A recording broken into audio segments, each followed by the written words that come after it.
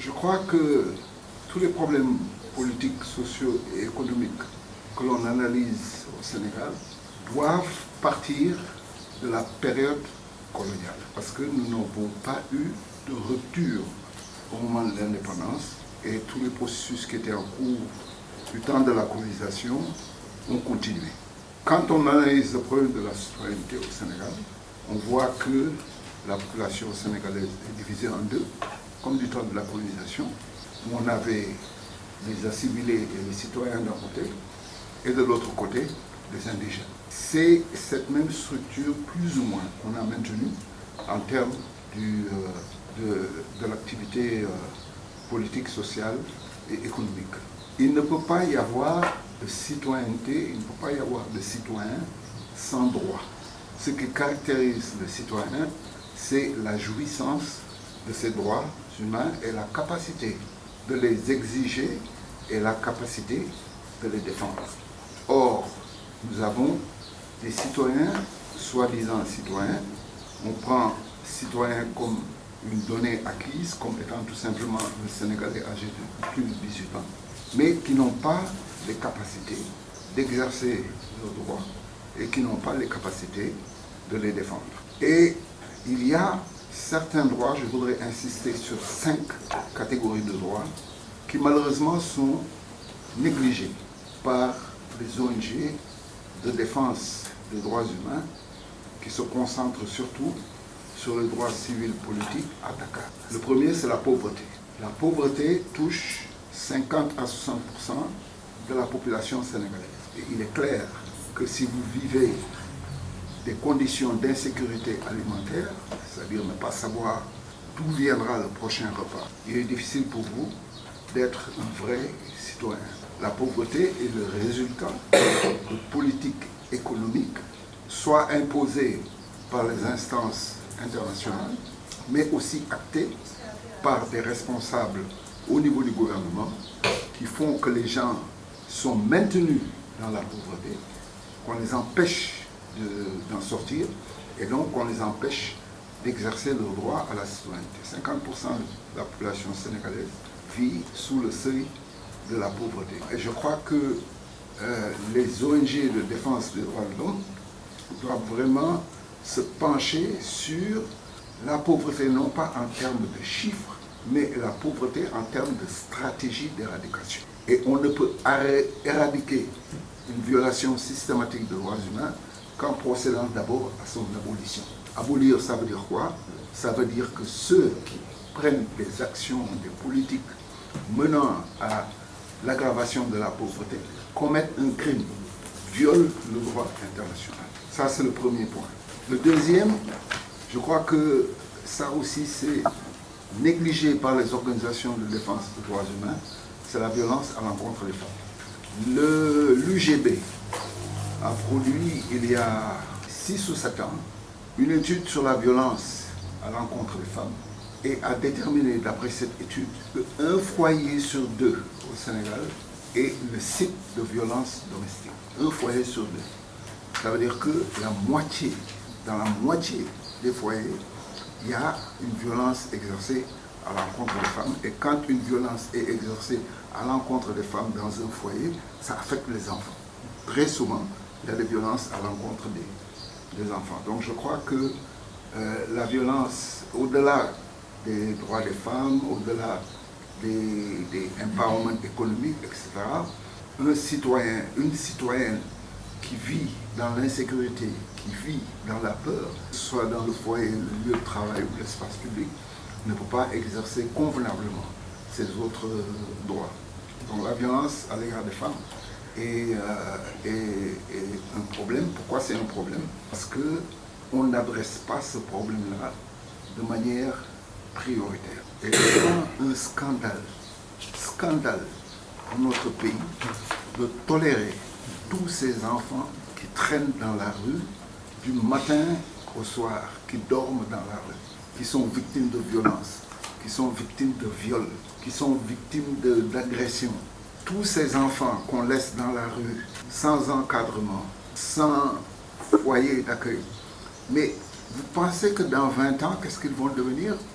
ils vont grandir avec la rage au ventre. C'est comme ça qu'on fabrique des terroristes, des enfants qui depuis leur bas âge sont exclus de la société, à qui on demande de se débrouiller pour se nourrir, etc. Vous croyez qu'ils ne vont pas grandir avec une rage au ventre contre la société?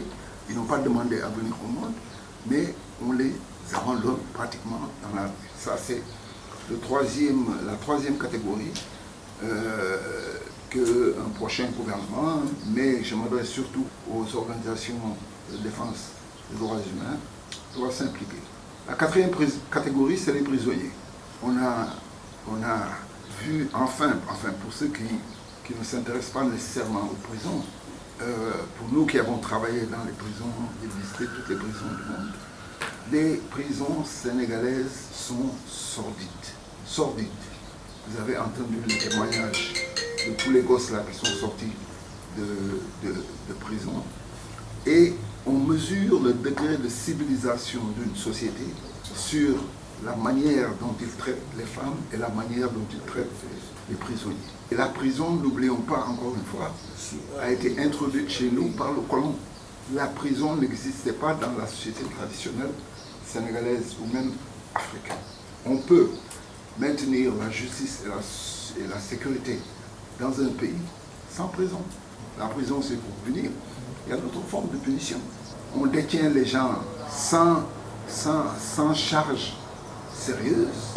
On ne leur accorde même pas la liberté provisoire. Mais on les garde en prison pour les punir. On leur ôte leur droit de libre circulation et on les maintient en prison pour punir et pour faire peur aux autres. C'est ça qu'il y a dans la prison. Et ça, c'est les prisonniers politiques. Et les prisonniers politiques sont en général mieux traités que les prisonniers de droit commun. Donc si on recueillait les mêmes témoignages des prisonniers de droit commun, ce serait l'horreur dans nos prisons sénégalaises. Et la dernière catégorie sur laquelle je crois qu'il faut qu'on insiste, parce qu'il faut qu'on jette un autre regard sur ce qu'on appelle ici au Sénégal l'immigration irrégulière. Il n'y a pas de migration irrégulière. Ça n'existe pas dans le droit international. La migration, c'est un droit. C'est l'article 13 de la Déclaration universelle des droits de l'homme qui dit que tout être humain a le droit de quitter son lieu d'habitation, de quitter son pays et ensuite d'y revenir. Le problème avec cet article, c'est qu'il est incomplet. Parce qu'il faut partir quand on veut, mais il faut pouvoir rentrer ailleurs. Donc c'est la fermeture qui cause problème. Ici, moi je suis révolté quand le gouvernement fait la chasse aux migrants soi-disant irréguliers. Ils ont le droit de partir. C'est leur droit le plus absolu. Ce que le gouvernement doit faire, c'est travailler à la sécurité des passagers. Mais ils ont le droit de partir et un gouvernement ne peut pas violer un droit qui existe dans le corpus international. Donc, ce sur quoi nous, pays qui envoyons des migrants, alors que historiquement, n'oublions jamais qu'entre 1840 et 1913, 40 millions d'Européens ont quitté leurs pays respectifs pour aller s'établir aux États-Unis, dans les Amériques, en Australie, en Afrique du Sud, etc.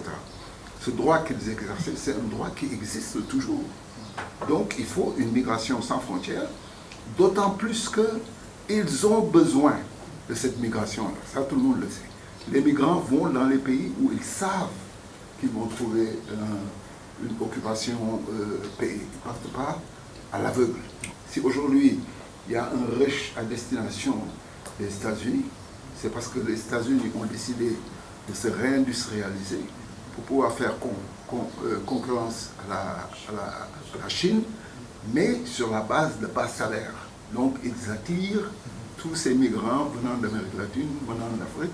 Les gens sont là à la frontière, mais on les laisse passer. Comme, regardez en Europe, quand on parle de migration irrégulière, sur 100 migrants qui débarquent en Europe, il y en a peut-être 5, 6, malheureusement, qui vont périr en mer. Sur le reste, il y a peut-être 4, 5 qu'on va expulser avec les télévisions de caméra pour montrer qu'on lutte contre la migration clandestine. Mais tout le reste, ils sont en Europe. Et ils ont trouvé du travail dans les chantiers de BTP, dans les cuisines de restaurants, dans les soins au troisième âge, etc., etc. Ils ont besoin de ce personnel-là.